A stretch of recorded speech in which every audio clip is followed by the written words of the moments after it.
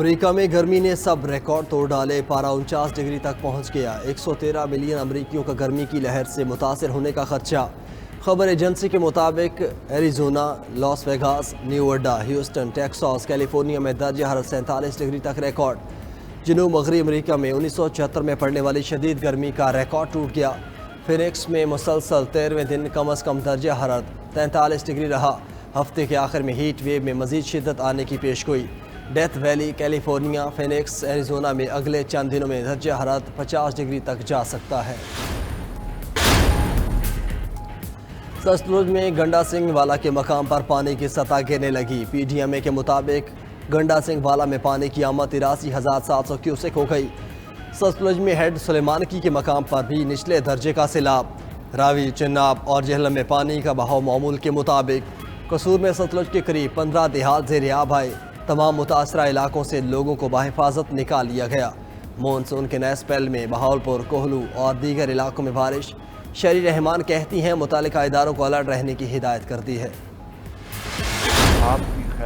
آئندہ ماہ معاملات نگراں حکومت کے سپورٹ کرتے کہ وزیراعظم شہباز شریف کا قوم سے خطاب۔ بولے ریاست بچانے کے لیے اپنی سیاست کی قربانی دی۔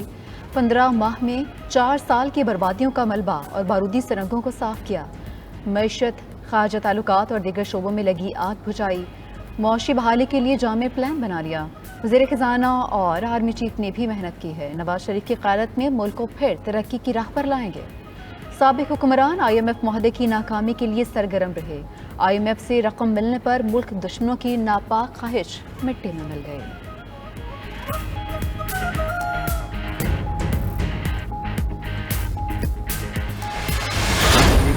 $2 ارب کی وہ آئی ایم ایف نے اسٹیٹ بینک آف پاکستان کے اکاؤنٹ میں منتقل کر دی ہے۔ اس سے پاکستان کے جو فارن ایکسچینج کے ریزروز ہیں اس میں مزید بہتری آئے گی۔ تقریباً $4.2 بلین کے ریزروز میں، اسٹیٹ بینک کے ریزروز میں خالصتاً اضافہ اس ہفتے میں ہوا۔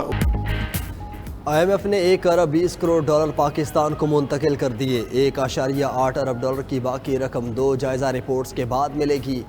وزیر خزانہ اسحاق ڈار کہتے ہیں اسٹیٹ بینک کے زر مبادلہ ذخائر میں ایک ہفتے میں $4.20 کروڑ کا اضافہ ہوا۔ امید ہے زر مبادلہ کے مجموعی ذخائر 13 سے $14 ارب ہو جائیں گے۔ 8 ماہ کا سفر بہت مشکل اور کٹھن تھا۔ وزیر اعظم کی مکمل معاونت اور رہنمائی رہی۔ معاشی ٹیم نے بھی بھرپور ساتھ دیا۔ پاکستان اب ترقی کی راہ پر گامزن ہو چکا۔ الیکشن کے بعد نئی حکومت اپنے فیصلے کرے گی۔ زر مبادلہ ذخائر میں مزید اضافہ، مجموعی مالیت $9 ارب 83 کروڑ ہو گئی۔ اسٹیٹ بینک کے ذخائر میں $61 ملین اضافے سے $4.5 ارب ہو گئے۔ کمرشل بینکس کے پاس $5.31 ارب کے ذخائر موجود۔ گزشتہ چند دنوں میں اسٹیٹ بینک کو سعودی عرب سے $2 ارب موصول ہوئے، یو اے ای سے $1 ارب، آئی ایم ایف سے $1.2 ارب ملے۔ دوسری جانب وزیراعظم شہباز شریف اور صدر اسلامی ترقیاتی بینک سلمان الجاسر کی ٹیلی فون پر گفتگو۔ وزیراعظم نے $1 ارب کی فراہمی پر اسلامی بینک کا شکریہ ادا کیا۔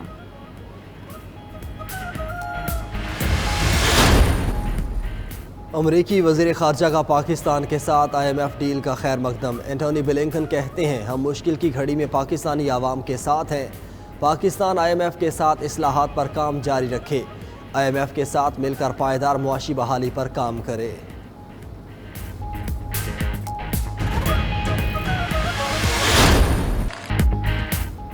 اللہ کا شکر ہے پاکستان ڈیفالٹ سے بچ گیا۔ آئی ایم ایف پروگرام کوئی حلوہ یا کھیر نہیں، کڑی شرائط ہیں جو برداشت کی۔ ہمیں کوئی شادیانے نہیں بجانے۔ وزیر اعظم شہباز شریف کا بہاؤدین ذکریہ یونیورسٹی میں لیپ ٹاپ تقسیم کرنے کی تقریب سے خطاب۔ بولے دنیا سمجھتی ہے کہ پاکستان والے ہمیشہ کشکول لے کر آئیں گے۔ ہم تبھی آگے بڑھیں گے جب ہر شعبے کے افراد مل کر ترقی میں اپنا حصہ ڈالیں۔ پھر وہ وقت آئے گا کہ ہم دنیا سے مدد لینے کی بجائے دینے جائیں گے۔ وزیر اعظم کا شجاعت میں فلائی اوور بنانے کا اعلان۔ دوبارہ حکومت ملنے پر ملتان کو میڈیکل سٹی بنانے اور طلبہ کو 50 لاکھ لیپ ٹاپس دینے کا وعدہ۔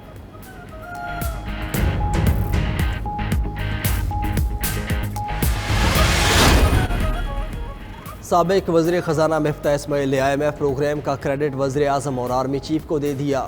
92 نیوز کے پروگرام بریکنگ ویوز ود مالک میں گفتگو کرتے ہوئے مفتاح اسماعیل نے کہا آئی ایم ایف پروگرام وزیر خزانہ کے بجائے وزیر اعظم کی کاوشوں سے ہوا۔ وزیر اعظم شہباز شریف نے اپنی سیاست داؤ پر لگا کر آئی ایم ایف سے بات کی۔ دوستوں کے علاوہ مخالف بھی چاہتے تھے کہ IMF معاہدہ ہو جائے، آئندہ حکومت کو اداروں کی نجکاری پر توجہ دینا ہوگی۔ یہ بھی کہا مجھے نگراں وزیر خزانہ بنانے کا کوئی امکان نہیں۔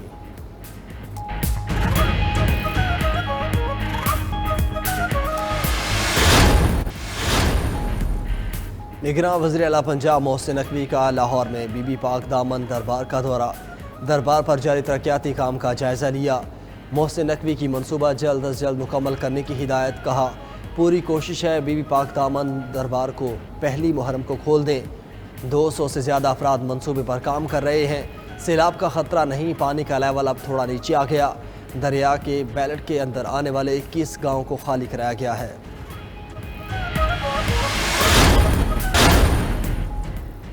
جکارتا میں آسیان کا اجلاس، امریکی وزیر خارجہ اینٹونی بلنکن کی اعلیٰ چینی سفارتکار سے ملاقات، افریقین کا رابطے برقرار رکھنے پر اتفاق۔ ترجمان امریکی محکمہ خارجہ میتھیو ملر کے مطابق اینٹونی بلنکن نے ابنائے تائیوان میں امن برقرار رکھنے پر زور دیا، وسیع پیمانے پر معاملات میں امریکی مفادات کو واضح کیا گیا۔ ترجمان چینی وزارت خارجہ کے مطابق چین نے اینٹونی بلنکن کو بتایا کہ امریکہ کو عقلی اور عملی رویہ اپنانا چاہیے، امریکہ کو چین کے اندرونی معاملات میں بیجا مداخلت سے گریز کرنا چاہیے۔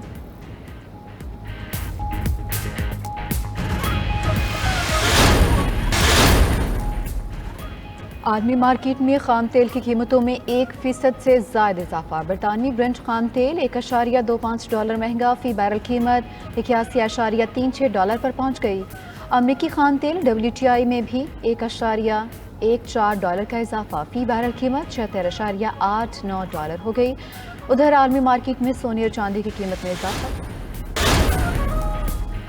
گارنٹی دیتا ہوں امریکہ نیٹو کے ساتھ کھڑا رہے گا، امریکی صدر جو بائیڈن کا عزم۔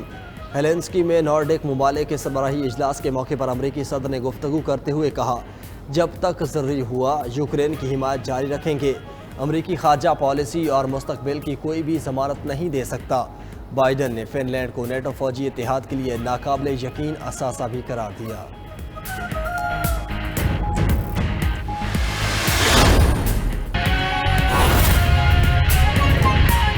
شہباز شریف نے اگست 2023 میں نگراں حکومت کے قیام کا اعلان کر دیا ہے۔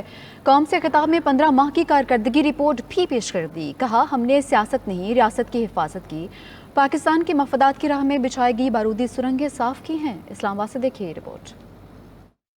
وزیر اعظم نے قوم سے خطاب میں 15 ماہ کی اتحادی حکومت کی کامیابیاں اور تحریک انصاف کی 4 سال کی ناکامیوں کا تذکرہ کیا، کہا کہ ووٹ بینک کی فکر نہیں کی بلکہ اسٹیٹ بینک کے ذخائر۔ وزیر اعظم شہباز شریف نے دعویٰ کیا کہ ملک کی معیشت کی بحالی کے لیے جامع پروگرام بنا لیا، وطن دشمن کی سازشوں کے باوجود ہم نے ہمت نہیں ہاری، اب ہمارے سامنے ایک ہی راستہ ہے کہ کشکول توڑ دیں۔ ان گنت مشکلات اور سازشوں کے باوجود ملک و قوم کو بحرانوں سے نکالا جا سکتا ہے۔ قرض لیتے لیتے ہم اس کے عادی ہو چکے ہیں، اب وقت آ گیا ہے کہ ہمیں اپنے پیروں پر کھڑا ہونا ہے۔ وزیر اعظم نے سانحہ 9 مئی کے تناظر میں قوم کو پیغام بھی دیا۔ 9 مئی جیسا یوم سیاہ قوم کی زندگی میں پھر نہ آئے، نفرتیں مٹائیں اور محبتیں تقسیم کریں۔ وزیر اعظم نے کہا کہ چینی صدر سعودی ولی عہد صدر UAE نے پاکستان کو معاشی مشکلات سے نکالنے میں کردار ادا کیا۔ وزیر خارجہ بلاول بھٹو زرداری کی کاوشوں کو بھی خراج تحسین پیش کیا۔